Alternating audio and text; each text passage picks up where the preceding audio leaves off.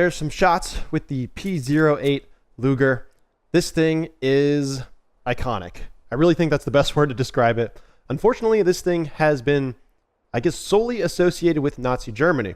And for our generation, that's not surprising because World War II was one of the largest and most, I don't want to say glorified, but just covered conflicts of the last century. And the Nazis used them very prominently. Members of the German army, the officers, prominently carried these, as well as members of the SS. Although this thing predates Nazi Germany by a couple decades. This P08 Luger, that's working off of the year 1908. This thing was designed earlier by Georg Luger and was actually working off of a design of Hugo Borchardt. The Borchardt handgun is hideous. There's no really other way to put it. And that is why it didn't gain a lot of commercial success. So Georg Luger came in there and revised it a little bit to turn it into the sleek handgun that you see here. So I'm going to shoot a little bit more.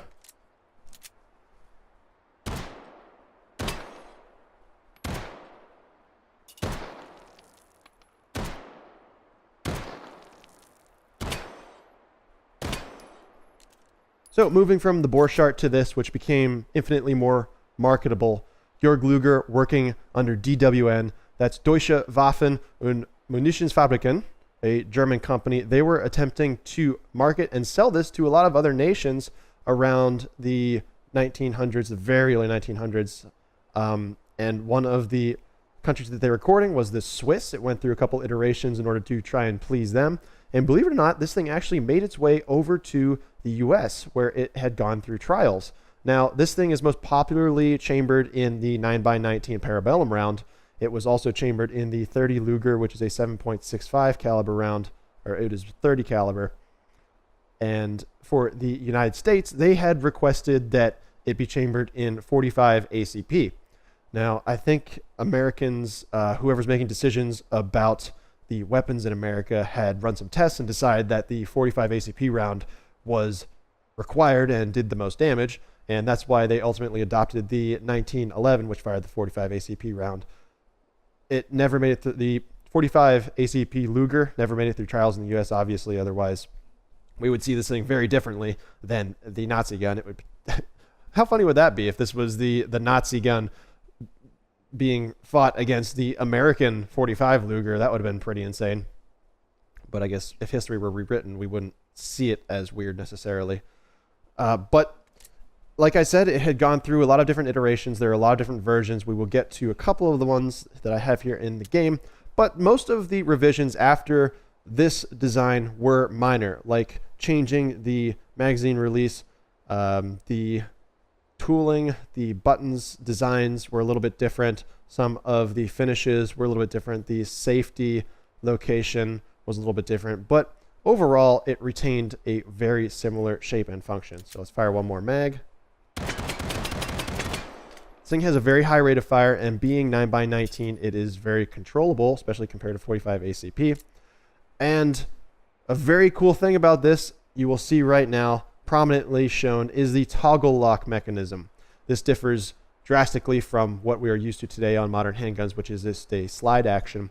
This toggle lock is, to be honest, not that different. It is a recoil-based system. Now, you can see if this is the frame and this is the barrel receiver assembly, that it does move back a little bit. And ignore that I'm ejecting shells right now. So can you see that barrel moving backwards? So that is required because when you fire that round off, it is cooking off those gases and the bullet is exiting. You want to wait till that pressure is equalized a little bit towards more atmospheric pressure, and wait until all that gas is dispelled or expelled from the barrel before you're unlocking that chamber and pulling that bolt back. Because if you do that too quickly, then you're losing a lot of energy from gases just escaping out of the back of the chamber. So this would actually move back together before this opens up, but I guess they didn't want to do two steps in the game for coding, so it does it all as one. So just imagine that moves back forwards. And then this elbow mechanism is really just a way to kind of change the direction of the forces so that the spring, which is actually located in the back of the grip here, originally it was a leaf spring, but they changed it over to a coil spring, it just changes the direction of the energy in a way that is somewhat uncommon for us. That was available on some other handguns. I mean, most notably the Borchardt, moving on to this. But this made it the most famous, and I guess Georg Luger got most of the credit as a result. So 8 more rounds. Let's get that guy. A little hard to see the sights from that range. Can you see him? I bet it looks pretty silly. Let's see. Let's clear out those clay pots.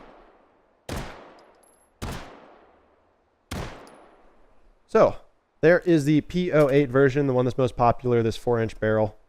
I believe that's 4 inches. And then moving on to the artillery version. Yes, it was called artillery because the emphasis was on firing at long ranges.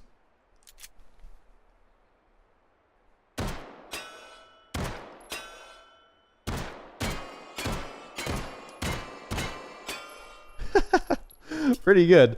Now, although I was doing pretty well shooting that played out at 100 meters with this guy, I genuinely don't think that there's a huge advantage to this over the 4-inch barreled version, because this barrel adds a marginal amount of additional muzzle velocity.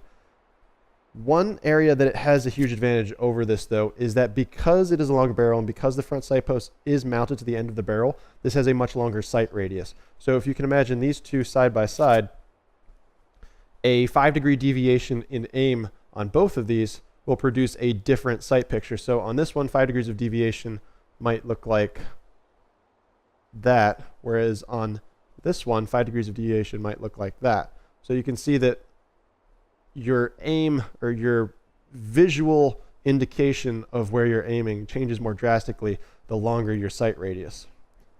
And that is one advantage that something like a rifle has over a handgun, including a stock, which we actually can add to these Lugers because they have this notch at the back there, which allows you to slide on a stock. It would happen like that.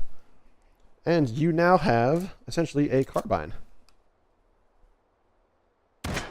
Though, I guess nothing's really changing from your perspective of me shooting this. And me neither, because I can't actually anchor that into my shoulder. So that's the artillery version.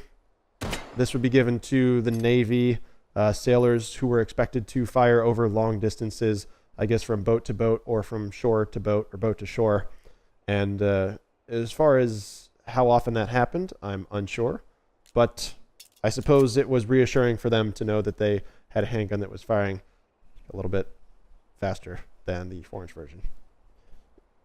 Marginally, as I would say. So this is the model 1902. Again, just another variant. You can see this thing, the stock is a little bit fancier because I suppose this is manufactured more for wealthy people. I don't know where this thing got its use. It does have adjustable sights. You can see that these things are written in 1, 2, and 3, that you could slide that back and forward, so that would change your elevation for 100, 200, 300 meters. But again, it's really just a long carbine Luger. I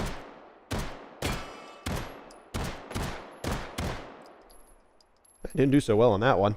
But we can rectify that because we have one more variant in game. This one, not too historically accurate. It is the Kalashnikov Luger, which is really just a mashup of the Luger and the Kalashnikov, the AK-47. Kalashnikov comes from the inventor, Mikhail Kalashnikov, and AK comes from the, it's actually Russian. It's like Automat Kalashnikova, just means automatic Kalashnikov. So that's where it comes from, in case you were wondering. So this is not real, nor do I think it could ever be real, because although I'm sure you could bolt on a tiny AK stock like that, this front area doesn't make a lot of sense, because you can see that we're actually firing out of the AK's gas tube as opposed to the barrel, which has been plugged up, and you can see there's a slant brake on this barrel. The bullets are actually having to travel past the front sight post, and as a result, there is a cutout in the front sight post, that little hole there. So they had thought about it. But in terms of how this thing would actually function, I guess maybe the gas goes the opposite direction. So this is the new barrel, and gas goes down the old barrel, and then back up into the receiver area. Who knows? It's somewhat amusing to look at regardless. So I thought I had a drum magazine, but we're going to start off just shooting 8 rounds with a standard magazine. I've got a reflex sight on here. You see, that goes away pretty quickly. So let me grab that drum magazine. Let's see, we have the Kalashnikov Luger here. So even though this looks a little bit strange, especially when paired up with the Kalashnikov Luger, this drum magazine is historically accurate, though how often they were used in combat is, I was going to say anyone's guess, but I'm sure somebody knows. Doesn't have to guess on that one.